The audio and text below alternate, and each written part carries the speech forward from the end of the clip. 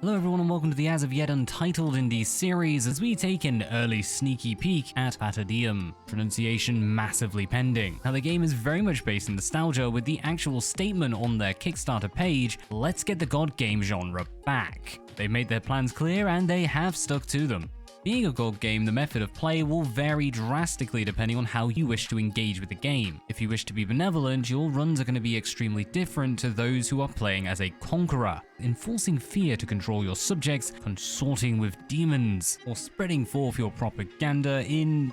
The game is actually a little bit sinister, even if you're playing in the form of a kind-hearted and pleasant god. What they say is a nice way, but honestly still seems like brainwashing to me. But no matter how you do it, your overall aim is to gain the loyalty of those who live upon your world, converting them to your faith and increasing your followers. All of which improving your strength and literally leveling your god up, so as to exert your influence further and further from your main altar. And in a god game, you take on the role of god, a role that is as hands-on or hands-off as you want it to be. The mortals of the realm will continue to develop and evolve on their own pace if you just leave them to it.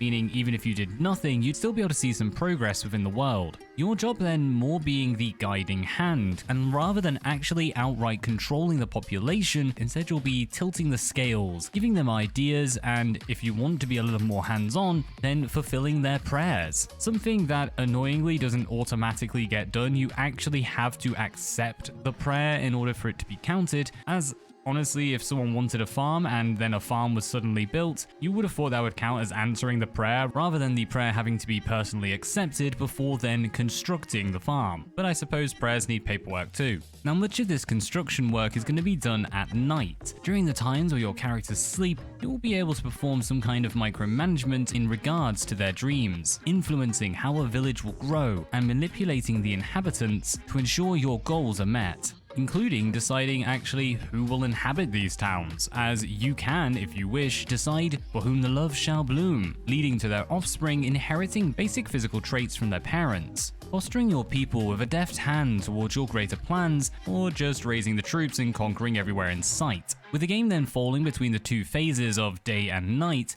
the day being the time where you can see the people actually going about their jobs, allowing you to further encourage them to complete these tasks, or even have some direct control in healing them, spreading your message, or protecting them from enemy gods. With the night then being your main time to consider the expansion and development of your settlements. According to the Kickstarter page, the god AIs currently are set to be based around the ideas of pleasure, based around passion, art, games, ecstasy, and wine. For their mantra, enjoy life, that is what it is for. Violence based around cruelty, war, hate, destruction, and death. Their mantra, I will lead the weak onto a path of power, or wipe them out. Fertility, providing life, growth, agriculture, earth, and maternity. Their mantra, sow the seed of love and you will grow.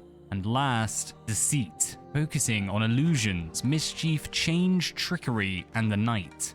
Their mantra, you are ignorant and transparent, and therefore vulnerable. Each of these gods represented by their own floating orbs in the sky and having their own impact on the worlds that fall under their power. Given the general proportion of faith within a settlement, you can actually identify which god is most prevalent simply by taking a look at the world around them and how the flora is represented, as currently at the time of development, the real noticeable changes come in the form of the trees and grass, with fauna being unfortunately absent. And just before we leave, I should note that this project was fully funded with almost 1,500 backers. And now moving over to their store page, we can see that it currently has a release date set for 2022. And in the time since the Kickstarter, there have been improvements. Graphically, the game is fairly simplistic, but leads into an art style that really does give it some life. The ability to expand your empire does seem intriguing, and a lot of the militaristic aspects do look rather fun. That dude just went into the water. A lot of the abilities to expand and develop your empire, in particular the militaristic aspects, do seem like they would be able to provide a fair amount of strategic consideration, and honestly, a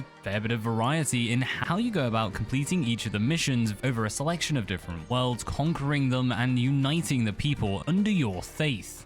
Now unfortunately, a lot of this is not going to be present within the demo, as the demo is locked to 6 days, for after all, on the 7th day they rested. The result of which being that really from the demo, not a lot can be told. The basics are there. You can definitely go about ensuring the Various different settlements on the island are shifted towards being your followers, but there just isn't really enough time to fully conquer and expand this area, at least not if you're learning the game as you do. Now, an important screen you will see is when hitting M, you're able to expand to look at our overall map, a map that will remain the same throughout each of our playthroughs. Now, I will state that in the Kickstarter, there was suggestions of customizable maps as well as multiple maps to play through in the campaign, but for the demo, we're stuck with one. What's really useful about it is that not only can you quickly shift between the different villages, but you also have clear indication of to whom they serve.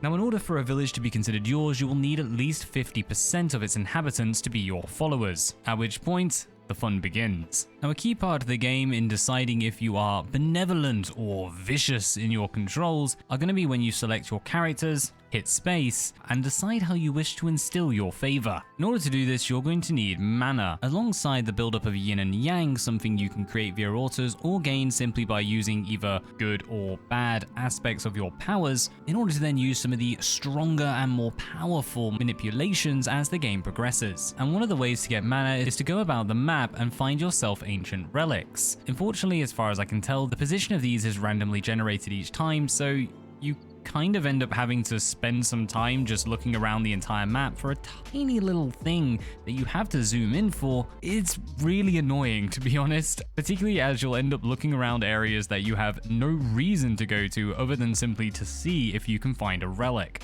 I get that it's included in there to promote exploration, and the fact that you can gain mana other ways does make up for it, because it doesn't provide you with that much, and it takes a darn long time to actually go forth and find them. And yes, with correct time management, you can actually work around this and discover most of them without wasting any in-game time. You're still wasting real life time, and that to me is slightly more important. Just the same as if you are focusing on a village, having some ability to instantly identify your followers and followers of a different faith would be extremely useful, as instead, currently you're having to look around and simply try and pick out those that do. It's just the same as when you accept a prayer, which, yes, as I've said, you do actually have to accept. Being able to automatically jump to the person they are praying for, or if they're praying for themselves, to simply have it highlighted what you need to do to satisfy them would just get rid of a little bit of the busy work and make things easier. Now, there are icons flickering around that can help with this, but I imagine since the developers have stated they were trying to reduce the AI to a small amount as possible, with the majority of information only being brought up when you click on something, it is fair enough, but still some way once you've accepted a prayer to then be able to automatically jump to the target would be greatly appreciated. And if it turns out it is there and I simply missed it, then making it clearer on how to find that would be a real assist. It's just a series of little things that, thankfully since the game is still in development, can all be fixed fairly easily, but I do feel should have been included right from the off, since it would have made the demo experience run a little bit smoother. Or maybe my laziness is just coming through here. So those are our daily actions, but now we've entered night. So let's take a look at some of the manipulations, buildings, and prayers available to us. Now, what's good to know is that when it comes to nighttime, your mana will be recharged, giving you plenty to take control of your settlement as you need. Unfortunately, it will not recharge over the night since the time has paused. So you'll need to make sure you can do as much as you can during this time before shifting on to starting the next day. Now, what's good to know is that so long as you have enough mana, you can still set out plans to construct buildings, even if you don't have the resources to do so, something that we'll be able to deal with a little later on. So during the night, we have developed ourselves a brand new village of Grimdy, which has still yet to be built. But the plans are there, and eventually we'll be able to expand our holding and perhaps one day even see our settlements combined together to form some mighty cities, and in the future perhaps even defended by the creation of some palisades. In terms of gameplay, the demo has me a little lukewarm.